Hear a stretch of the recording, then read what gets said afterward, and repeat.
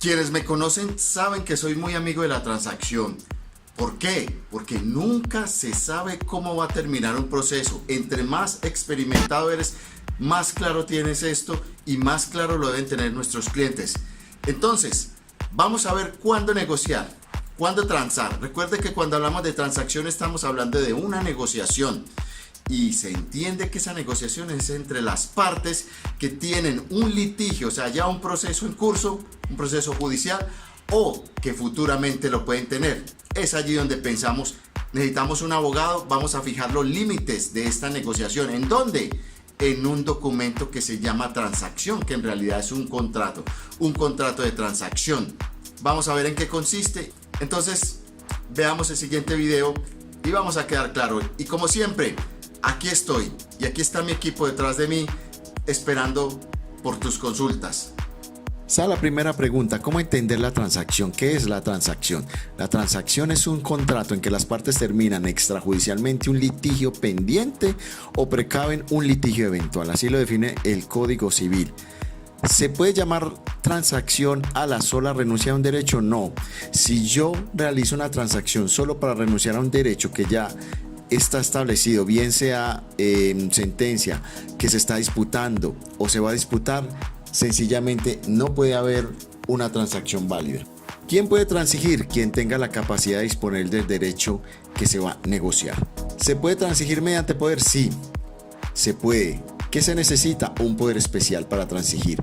¿Qué debe establecer el poder? Especificar si se trata de bienes, derechos y acciones y en fin sobre lo que se quiera transigir, y de pronto si los términos son específicos también se pueden establecer allí. Aspectos procesales de la transacción. A ver, ¿cuándo puedo transigir una litis o un pleito en proceso judicial? En cualquier estado del proceso podrán las partes transigir la litis, incluso después de proferidas las condenas impuestas en la sentencia definitiva, pues así lo deja entrever el artículo 3.12 del Código General del Proceso.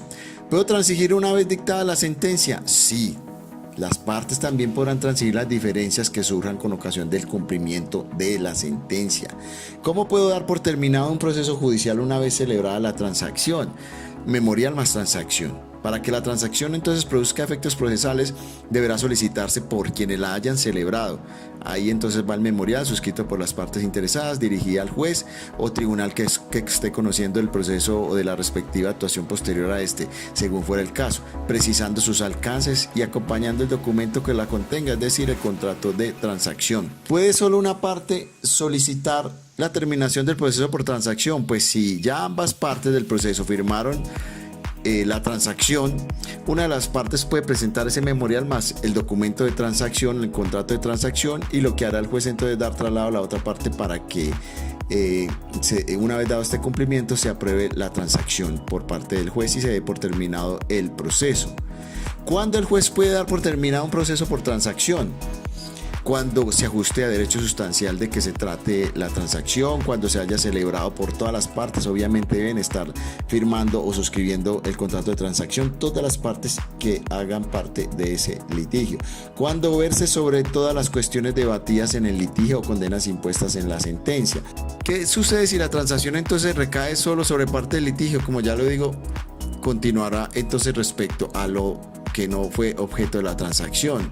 Si el proceso termina por transacción, ¿se condena en costa? Esto es muy importante y es una de las preguntas que más se hacen, y la respuesta es no.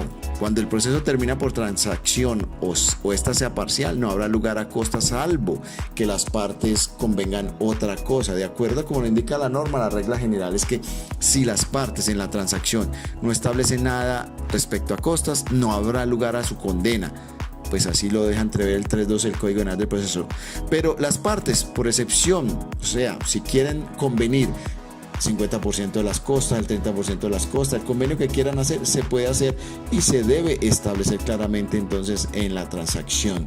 Recuérdese que siempre se necesita de un abogado para que se establezca claramente una transacción válida, porque si no se realiza una transacción en los términos que establece la ley, posiblemente se produzca la nulidad o esté viciada o quede viciada de nulidad o no produzca los efectos para la terminación de un proceso o evitar un proceso eventual. Entonces, en esa medida se requiere del abogado. Además, en la redacción, la clave del contrato de transacción está en su redacción, y la redacción y sus alcances son propias de un abogado. Cualquier persona podría hacerlo, pero no va a tener el suficiente conocimiento para determinar cuáles fueron los alcances, derechos y obligaciones que se fijaron allí realmente.